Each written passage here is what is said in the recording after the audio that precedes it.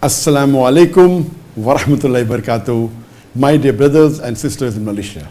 I'm Dr. ZakirNaik, and I'd like to inform you of a very important upcoming event, Light of Tawheed, Perlis International Sunnah Convention 2024, which will be held on Saturday and Sunday, 27th and 28th of January 2024 at Diwan Wawasan, Kangar, Perlis. In this international convention, there will be Mashaikh and Dais coming from different parts of the world.